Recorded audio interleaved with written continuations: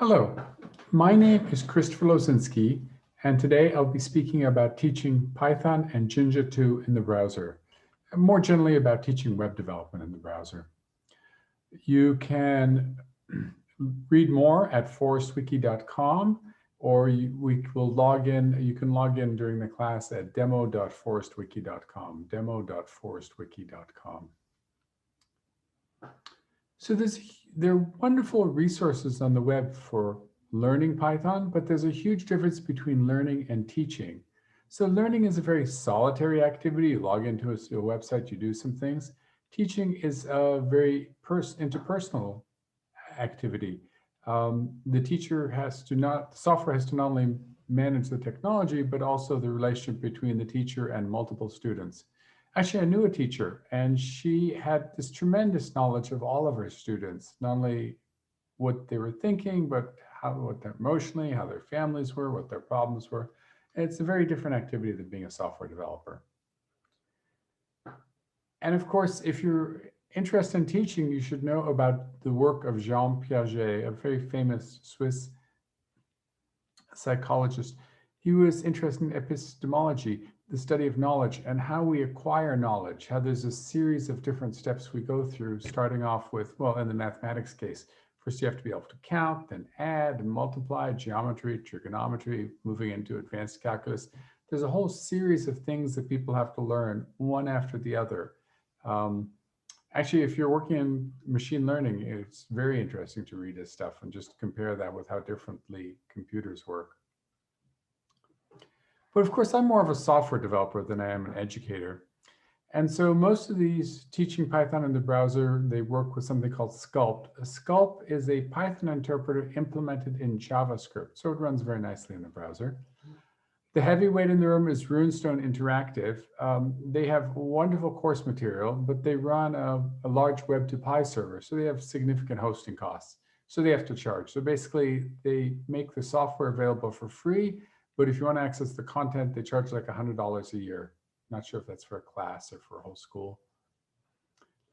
The other group that deserves a lot of credit here is Anvil. They sell a very nice web applications on both the client and the server in Python. And so they've actually been investing heavily in upgrading SKULPT. So thank you very much, Anvil. And the third piece I use is the ACE editor. ACE has this wonderful editor, syntax checking editor in the browser. It works for all kinds of content types: HTML, CSS, JavaScript, CoffeeScript, Pug, Sass, Less, JSON, just 100 other content types that are less important to the internet. And of course, they have a SKULPT.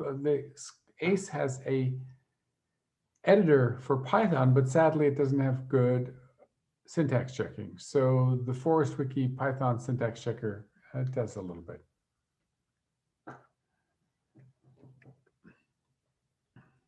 Okay, so what are the advantages and disadvantages of teaching Python in the browser? Well, of course, the browser doesn't run Python natively.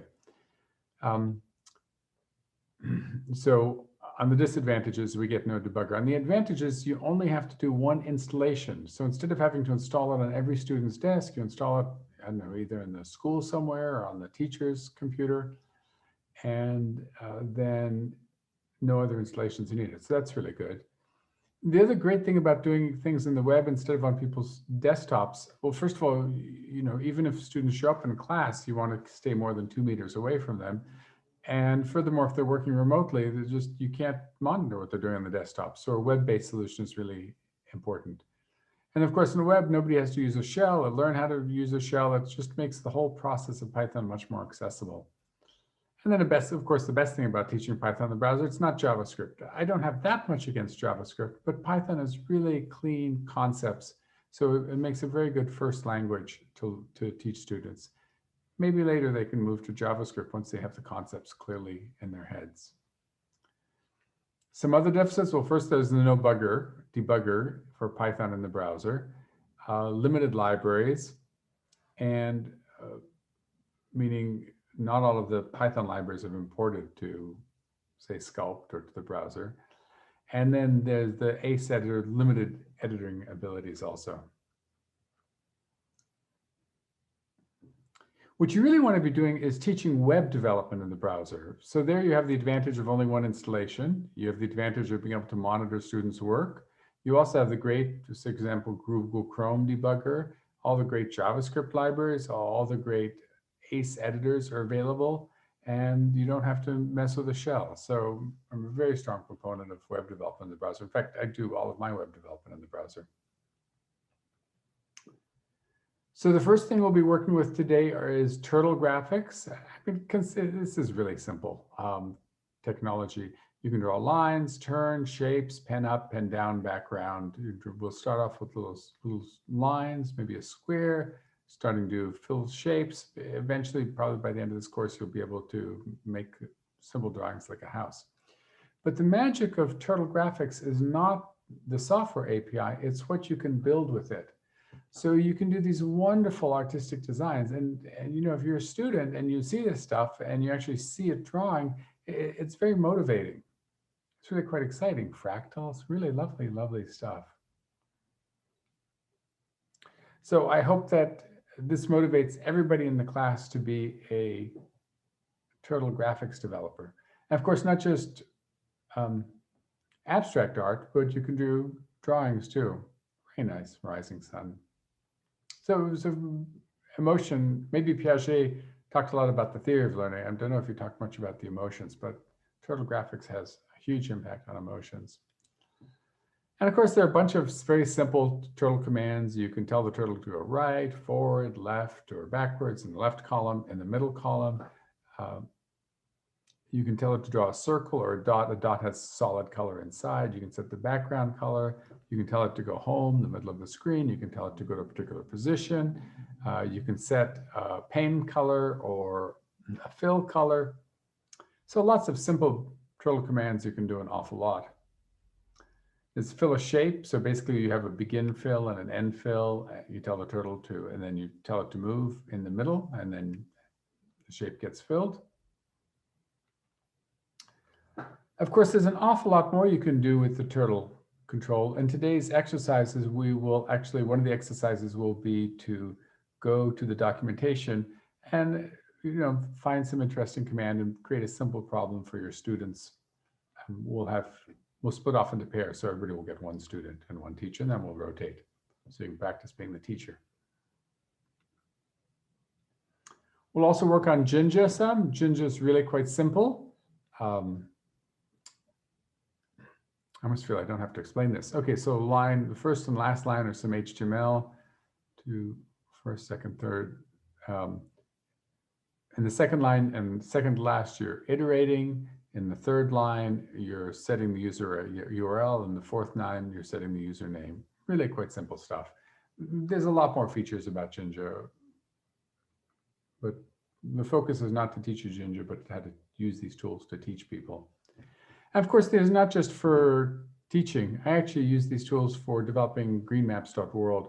It's a map of the United States Green Party, national, state party maps. It actually includes 56 websites for candidates, local parties, multiple different versions of the web maps for Medicare for All, Green New Deal, ranked choice voting, LGBTQ, lots of subdomains. So you can do an awful lot with these kinds of tools. How do they work? Well, I'm sure everybody here is familiar with relational databases and how Django maps object models to relational databases. I'm running on an object graph database. So to first approximation, it just looks like a tree of objects. Really, it's a graph, but 95% of the time, people just see the tree. So you can think of it as a file system. And you can imagine that you have user folders. So we have a user folder, some branch of this tree, and it's got user 1 and user 2 and user 3. And you have the security problem, right? Because you don't want user 3 accessing everybody else's information. So you want to prevent user 3 for navigating the parent pointers to access the other people's folders. And so Jinja2 does this really nicely. We'll let you do an exercise on this. It's like, no, no, no, no, you're not allowed to do that. You're a bad student. So let me speak a little bit more about this object database stuff. It's very, very different from a file system. So in a file system, files can't have children, whereas in object databases, they can. So here we have an image, the forestwiki.com. You can logo. You can go to /logo and you can see it, but it can actually have children. So we have 4 different children, /logo 50 wide, /logo 100 wide, /logo 150 wide, /logo 200 wide. So much like a file system, you traverse to the image. And what's really nice, I'm not a graphics artist. I don't know how wide these things should be. And I've got hundreds of images. Maybe I need to change their width and recalculate them all, forget it. So what it does is if it needs access to a particular image, if it isn't there, it just uses the Python pill library, generates the image, caches it in the object database. Really sweet, simplifies my life hugely. Working on an object database, very pleasant. So in a minute, we're going to do the turtle exercises. But before I do that, you can actually go to demo.forestwiki.com and log in while I'm speaking.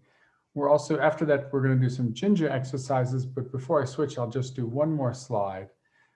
Another tool here, there are a lot of tools here, but one is Pug. This is one of my favorite tools. So HTML gets very complicated. And particularly when you're doing bootstrap menus, the HTML gets completely unmanageable. So I use something called Pug. What it does, it's the leading templating engine in the Node community, but I'm using it in the Python world, really in the browser. It uses indentation to define structure. So on the right, you have HTML. On the left, you can see the Pug. Basically, what you do is you throw away the opening bracket, you throw away the closing tag and use indentation.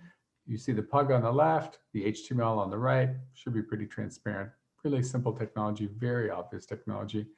I'm amazed that more people don't use it. And actually, the ForceWiki has one of the best Pug editors, probably the best Pug editor in the browser I know of. Okay, so let us switch to